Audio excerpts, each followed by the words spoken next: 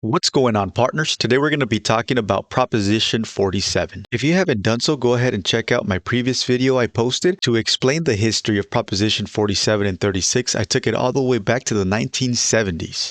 And in that video, we left off with Melendez, which tells us why Proposition 47 was really created. Because this issue of overcrowding, it doesn't seem that it's going away anytime soon. We may be able to get the numbers down, and we will get the numbers down because the court said we have to, but we'll get the numbers down. There it is. They're going to get the numbers down because the courts said they have to. Now, why did the courts say they have to? That's because in 2009, a group of inmates filed a lawsuit in California. Now, the lawsuit didn't really go anywhere in 2009. At the time, Schwarzenegger was the governor, and he was kind of a wobbler. He really kind of ignored the prison system. Here we have an article where he actually vetoed a bill that would have allowed media to go in there and interview inmates and expose the conditions inside detention centers to the public. It would also allow for chaplains to go in there and expose to the public what they see, but he vetoed these bills. The good thing is that in present time, we don't need the media, we don't need a bill, we don't need the governor. We can expose these ourselves. And that's what's so great about the internet. By utilizing the internet, we can put our own content out and really tell the public how the conditions are inside these detention centers. Because not only in my experience, but in the experience of many others who are out there in social media speaking the truth, detention centers are being described as war zones. And we gotta expose that because the media is not, and they're definitely not on our side. The lawsuit was filed by Todd Ashker and Danny Tercel, with Todd Ashker being the mastermind, in my opinion. Here's a little bit about Todd. Alleged gang leader Todd Ashker was sitting in a windowless prison cell in solitary confinement, and he had been there for 25 years, living in conditions he described as torturous and inhumane.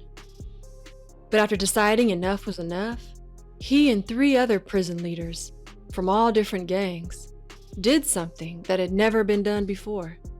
They formed an alliance, believing that their prolonged isolation was a form of torture. In fact, every inmate locked in the SHU believed indefinite solitary confinement was torture. And over the years, they all came to agree that something had to be done to change things. So in 2009, they drafted a handwritten lawsuit claiming that long-term isolation was cruel and unusual punishment. The Department of Corrections disagreed. It's not cruel and unusual punishment. Again, the inmates have access to law libraries, they get their visits, they have televisions. And again, we're talking only 3% of our population. This is 3% of our worst population.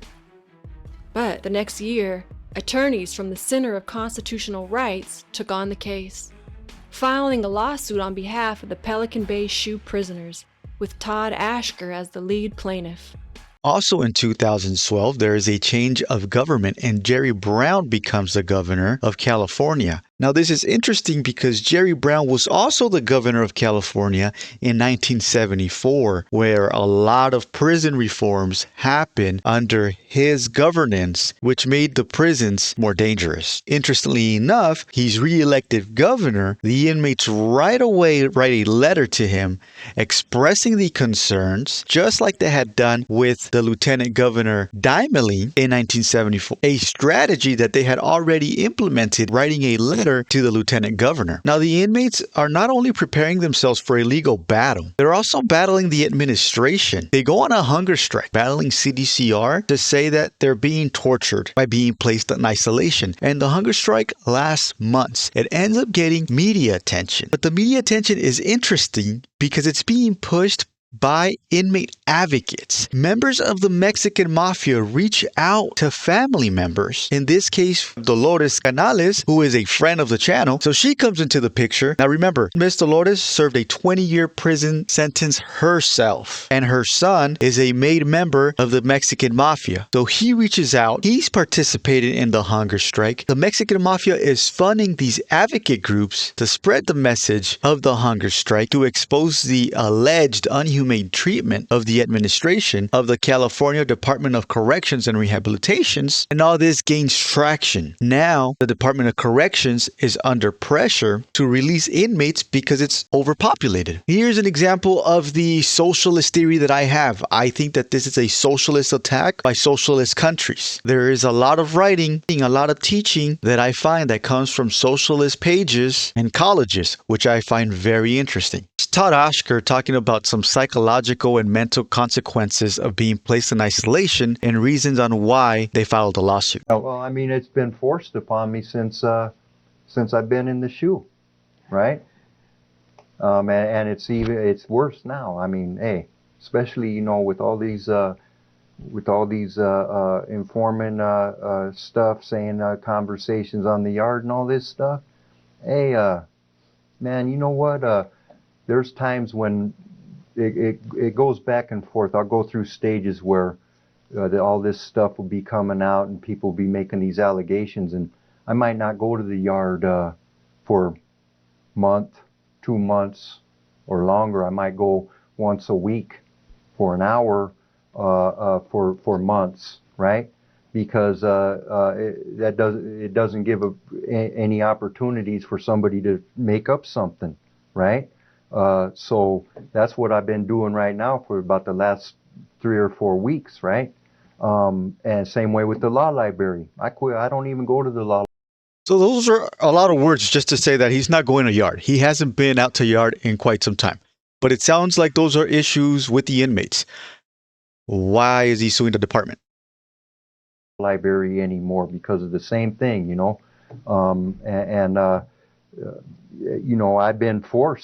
I've been basically forced to withdraw from being any type of normal social human being through my incarceration in the shoe. Well, let's see why he was placed in the shoe. The man in his holding cell outside of his pod is Todd Ashker. Ashker is in prison for murder. I didn't even consciously know I was stabbing him because I was just trying to the guy just kept coming at me. Todd Ashker, according to the Department of Corrections, is a member of a white racist gang, the Aryan Brotherhood. He was sent to the Pelican Bay SHU because he assaulted a guard and killed another inmate. I killed the dude, right?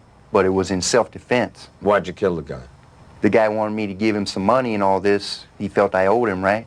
And I didn't feel I owed him nothing. So you killed him? They said I stabbed him numerous times. Assaulted a guard? Yeah, a few assaults on the guards, possession of inmate weapons, assaults on inmates, things like that. There is no question that many of the Assaults on inmate, multiple assaults on staff. He killed someone, and that's only what he's willing to tell us. That's only what he's going to allow us to know. There's a lot more that this guy's responsible for that he's not going to say. He denies being affiliated to any gang. He's only admitting to one death, but we got to understand that Todd has been in custody since he was a teenager, since he was a minor. He grew up in juvenile hall. How many beatdowns was he involved in there? California Youth Authority is one of the violent youth institutions in the nation, and he was there for the majority of his youth. Now, as an inmate, you're not going to stay a soldier forever. He was probably involved in several beatdowns, over a dozen for sure. But once you get to the higher ranks, at that point, you're just sending out orders. You're just sending out hits. And it's a lot easier to say, yeah, take that guy out, or okay, you have approval, than to actually do the acts. And based on experience, this guy has taken a lot more people out by executing orders, by approving orders and saying, yes, take this guy out, then he has taken out himself. That's just what happens. So he's responsible for a lot more. Yet we let him out of the hole. He was able to cheat our court system, and we let him out. This is old news coverage of Proposition 47 and how it was explained.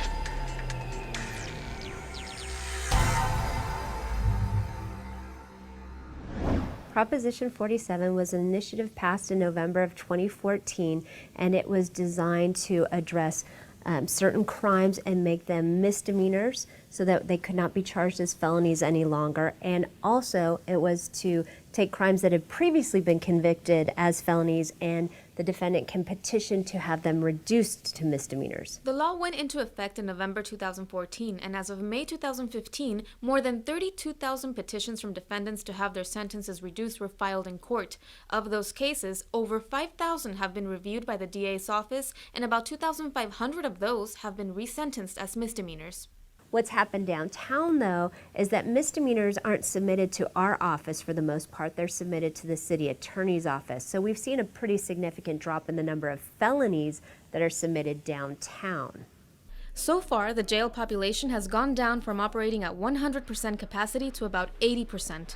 We've had some people that have been released due to the resentencing, but because these crimes now are only misdemeanors, we're seeing less people being booked and processed through the county jail as they were prior to Prop 47. Now the concern is inmates. So as I explained earlier, by decriminalizing California, making these felonies now misdemeanors, now criminals committing crimes under Proposition 47 were not going to be going into jail because it's only going to be considered a misdemeanor. They were no longer felonies. So that stopped the influx of people coming in to jails and prisons. But prisoners were also released. They were able to file a petition and get out of prison. And it worked. But at what cost? These changes didn't just turn our prisons into war zones. They also had an effect on public safety. Public safety has been the worst. Being released without the re-entry services to help them avoid committing more crimes. The challenge for all of us is to look for new ways to motivate them, to provide the services that they have, because ultimately we all want them to turn their lives around, get clean, sober, productive, get a home, get a job, pay taxes, and whatever we can do to make that happen. We're all working really hard at the county to do that. This was 14 years ago, and has that happened? I don't think it has. I think it's worsened. What do you guys think? Not only did these changes turn our detentions into war zones, but they cause a public safety issue that's continuing to get worse, and it's going to get worse. And these agendas of abolishing the police, abolishing the prison systems are still being pushed, and we're at the verge of losing juvenile halls in LA County. LA County declares emergency over juvenile halls, defies closure orders. It's been ordered by the state to close, but the county is denying it because what are they going to do? They have over 200 juveniles under their custody where nowhere to put them, and the state wants them to close? What sense does that make? But for now, partners, that's all I got. Did you know that Prop 47 was passed due to a lawsuit that was filed by inmates in the California court system? But for now, partners, that's all I got. Remember to hold the line and let's hold them accountable.